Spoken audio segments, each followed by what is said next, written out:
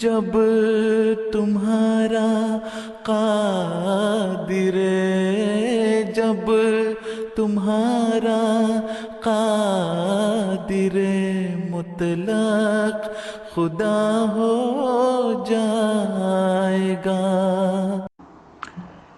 اعوذ باللہ من الشیطان الرجیم، بسم اللہ الرحمن الرحیم۔ سامعین و ناظرین کرام، السلام علیکم ورحمۃ اللہ وبرکاتہ۔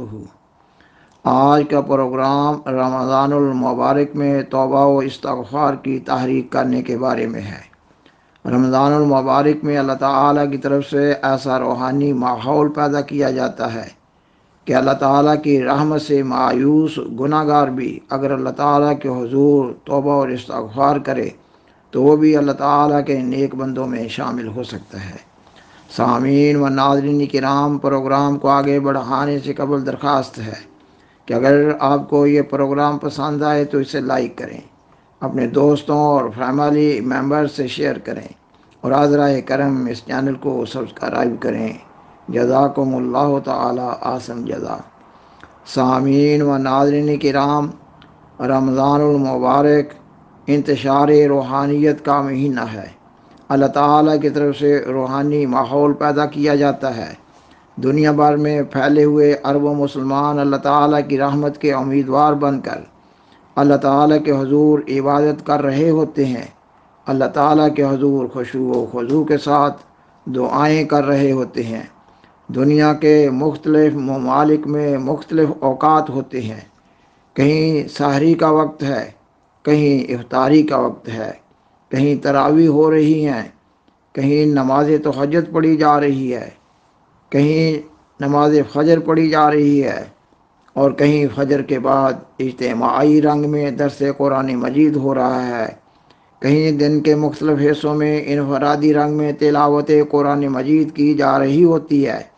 الغرض دنیا بھر کے مختلف ممالک میں لاکھوں کروڑوں مساجد میں مختلف نمازیں پڑھی جا رہی ہوتی ہیں۔ ذکر الہی کی صدائیں بلند کی جاتی ہیں اور سیدنا حضرت محمد رسول اللہ صلی اللہ علیہ وآلہ وسلم پر کثرت سے درود و سلام پڑھا جاتا ہے۔ یہ وہ روحانی ماحول ہوتا ہے جس میں فرشتوں کا کثیر تعداد میں نزول ہو رہا ہوتا ہے کہ یہ ایک اللہ تعالیٰ کے مقبول بندے انفرادی رنگ میں اور اجتماعی رنگ میں دعائیں کر رہے ہوتے ہیں۔ اس روحانی ماحول میں اللہ تعالیٰ کے فرشتے بھی دعائیں کر رہے ہوتے ہیں کہ اللہ تعالیٰ اپنے ان بندوں کی دعاؤں کو قبول کر لے۔ اللہ تعالیٰ کے مقبول بندوں کی دعاؤں سے اور فرشتوں کی دعاؤں سے مل کر گناہ گار بندوں کی دعائیں بھی اللہ تعالیٰ کے حضور بلند کی جا رہی ہوتی ہیں۔ اس ماحول میں اللہ تعالیٰ کی رحمت بڑے جوش میں ہوتی ہے، اور اللہ تعالیٰ تو ہے ہی بڑی وسیع رحمت والا۔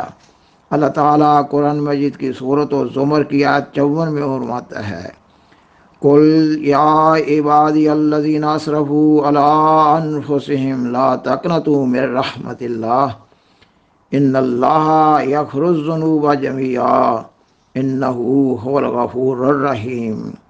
اللہ تعالیٰ سیدنا حضرت محمد رسول اللہ صلی اللہ علیہ وآلہ وسلم سے مخاطب ہوتا ہے، فرماتا ہے، کہہ دو اے میرے بندو جنہوں نے اپنی جان پر گناہ کر کے ظلم کیا ہے، اللہ کی رحمت سے مایوس نہ ہو۔ اللہ تعالیٰ سب گناہ بخش دیتا ہے، وہ بخشنے والا اور بار بار رحم کرنے والا ہے۔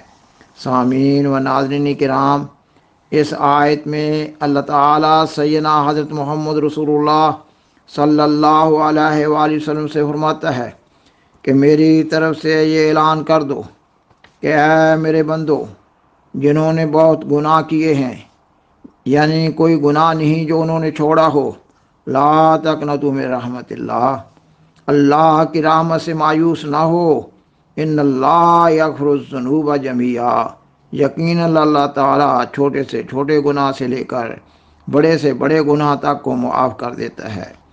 اس لیے مایوس ہونے کی کوئی وجہ نہیں ہے۔ انہ هو الغفور الرحیم، اللہ تعالیٰ بخشنے والا اور بار بار رحم کرنے والا ہے۔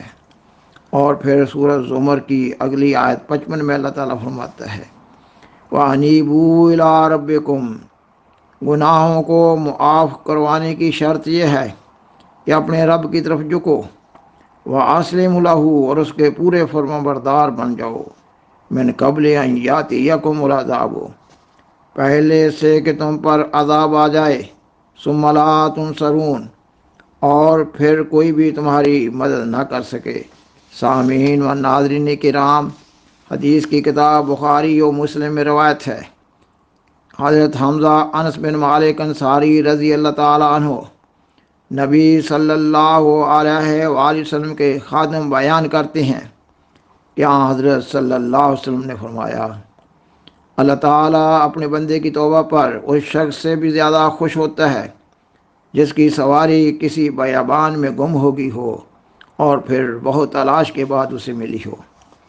اور پھر حدیث کی کتاب بخاری و مسلم میں ایک روایت اس طرح ہے، آپ صلی اللہ علیہ وسلم نے فرمایا، گزشتہ اقوام میں سے کسی نے 99 آدمیوں کو مار ڈالا، اس کے بعد اس نے دریافت کیا کہ روئے زمین پر سب سے بڑا عالم کون ہے؟ ایک تارک الدنیا فقیر کا پتہ دیا گیا، اس شخص نے اس فقیر سے جا کر کہا کہ اس نے 99 خون کیے ہیں، کیا اس کے لیے توبہ کی کوئی شکل ہے؟ فقیر نے کہا نہیں۔ اس شخص نے اس کو بھی قتل کر دیا اور 100 کی تعداد پوری کر دی۔ اس کے بعد دریافت کیا کہ روئے زمین پر سب سے بڑا عالم کون ہے؟ ایک عالم کا پتہ دیا گیا، اس نے اس عالم سے جا کر کہا کہ وہ 100 خون کر چکا ہے، کیا اس کی توبہ قبول ہو سکتی ہے؟ عالم نے کہا ہاں۔ توبہ قبول ہونے میں کیا چیز رکاوٹ ہو سکتی ہے؟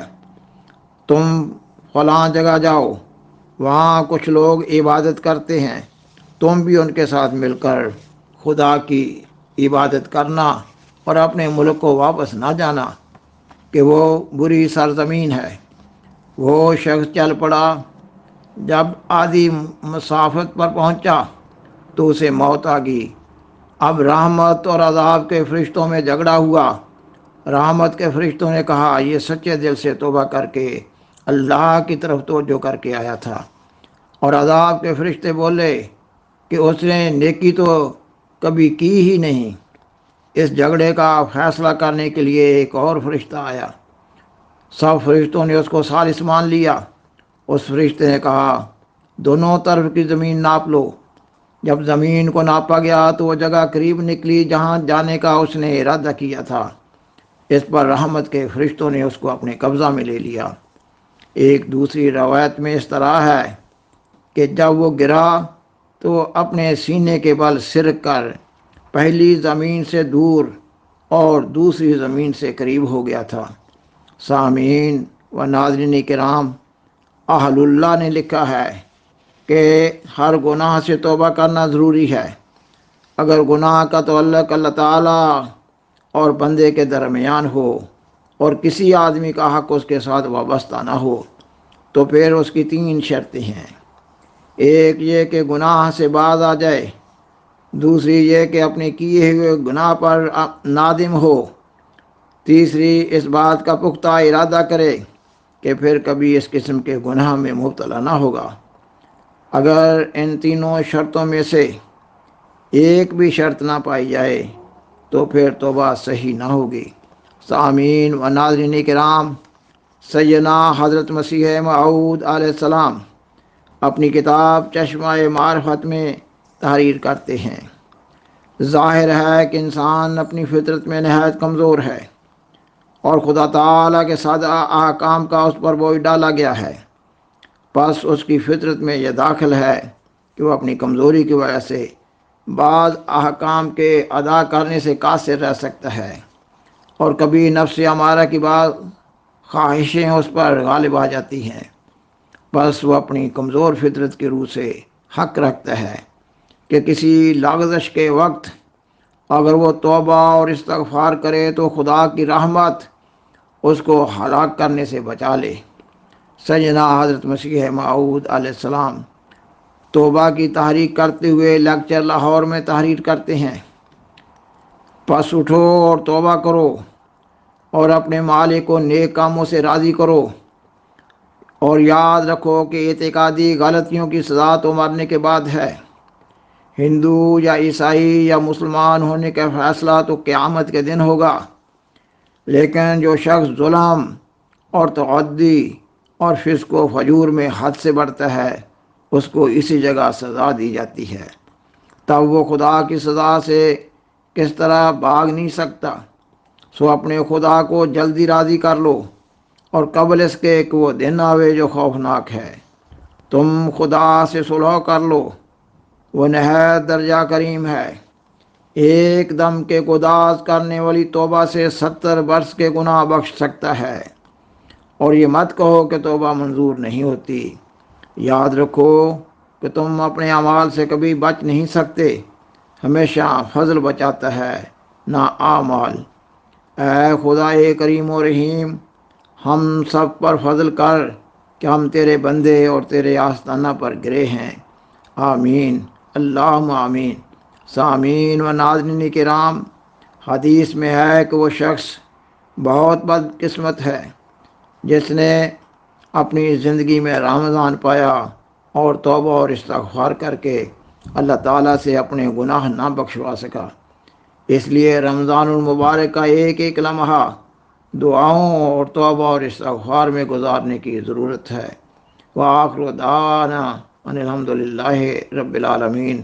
شکریہ۔